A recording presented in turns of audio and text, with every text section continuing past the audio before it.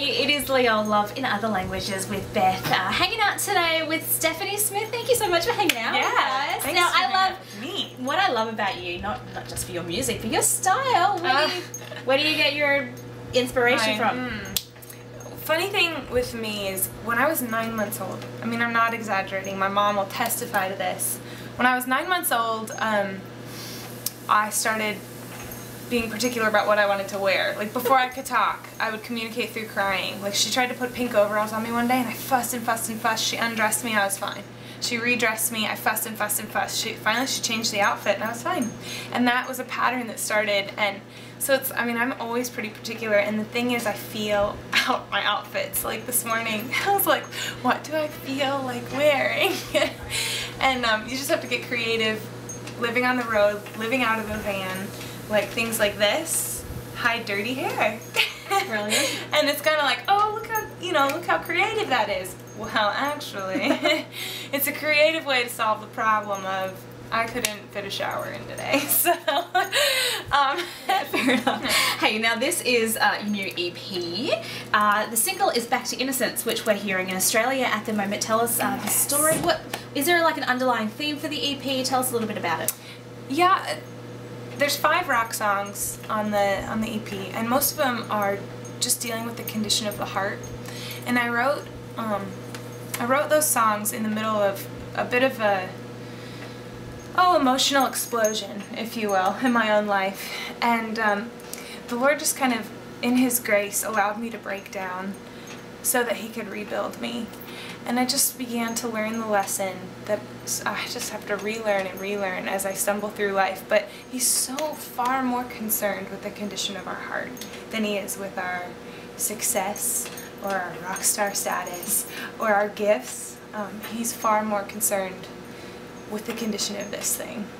And everything else in our weakness, He can be the strength.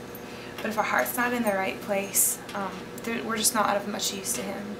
And so Back to Innocence came from a place where I was looking at 10-year-old Stephanie, 13-year-old Stephanie, and I was like, man, I feel like I really got it. And life was so much simpler, and there was an innocence about who I was, and just even the limited years I'd walked on the planet. But the Lord challenged us to live in a childlike mindset and heart where we just trust Him with that kind of abandon and that kind of innocence. And so this is kind of my cry to say, you know what? Like, sometimes life is hard, and I do know a lot more about the broken world we live in now, but that's not an excuse. It's not going to be a cop-out for me to be a cynical or jaded or hardened person. It's kind of my battle cry that, you know what, I'm going to work for this state of innocence that the Lord says is available in the heart. And it's my challenge to my listeners. Are you with me? Like, let's get back to this place. I'm ready for it. So. Yeah, that's exciting and a great EP. Aside from your music, you're also working with Compassion. Yeah. You have sponsored children? I do. I have a little girl, and she lives in El Salvador. Her name is Mariela, and she has a little brother and a single mom. And I got to meet her in December of '08, and I guess it was '09. She was just a delight, and I couldn't believe how much we had in common, and that we'd never met, and yet the Lord just kind of paired us up. And then when we met in person, she was like a little me in so many ways. I could relate to her beyond the cultural barriers and language barriers. People are people, and she's walking out a journey and a story, and of her own. And it's just really neat for me to get to be part of it through letters and just supporting her a little bit so she can have a little bit more hope in her journey. Yeah, why did you decide to support Compassion? The first time I heard about Compassion, I think I was like 13. I was at a Stephen Curtis Chapman show, and I remember being intrigued by it and going, wow, like, that's something that's really cool. I'd like to be part of it, but almost feeling like I can't afford that at 13, you know. Well, to be honest, I probably can't afford it at 26. But there comes a place where I can't claim ignorance anymore, because I know there's a need out there. And I've seen Compassion work for the last, it's been 15 years that I've been aware of them, almost. And I think they're an organization of integrity and honesty and of character. And so I just felt like this is an organization I would love to partner with. Yeah, tell us a little bit about life on the road, because you seem to do a lot of shows. Are you coming to Australia anytime soon? I want to. Can I come? Can you just like petition to bring Stephanie in? I have so many great Aussie friends, and I know so many great Aussie talents. I've heard so many great things about the Aussie coast. I'd love to come. It's not on the books right now, but that doesn't mean it's not coming, okay? I'm working on it. I am going to Sweden this summer. That's going to be a lot of fun. I've never been. I'm doing a lot of, kind of outdoorsy festival type things. I'm also writing a lot. But a lot of times that happens on the road. I travel with 3 great guys.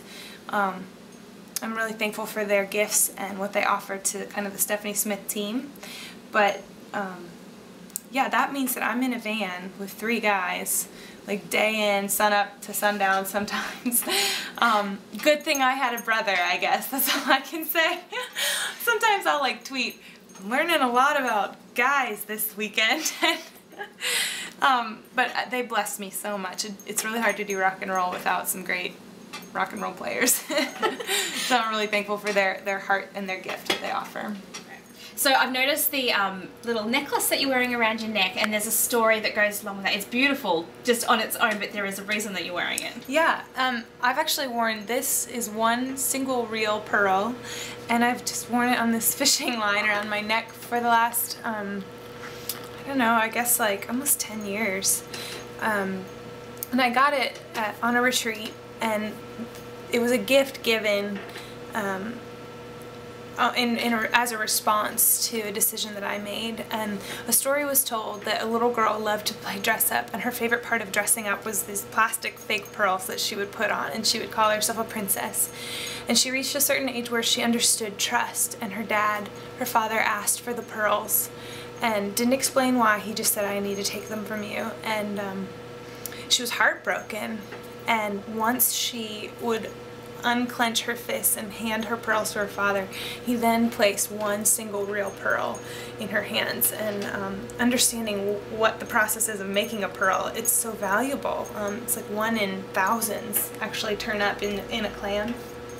And so then that story was translated to us and explained by a woman named Dana Gresh, who I just respect and love so much. And she said, that will be how it is with your husband. There are plenty of fake counterfeits out there. In fact, there are plenty of just good guys out there. But you're not going to marry every great guy. You're going to marry one, and he's going to be the real deal, and he's going to be worth giving up and releasing all of the counterfeits for the one pearl of great price.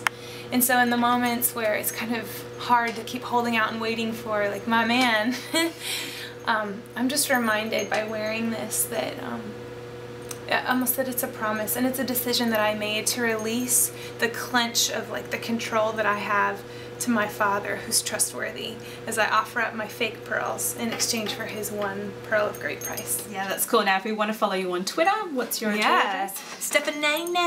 It's my it's sorry, take 2. STEPHANAY, and then NAY. So it's like Stephen A. Nay.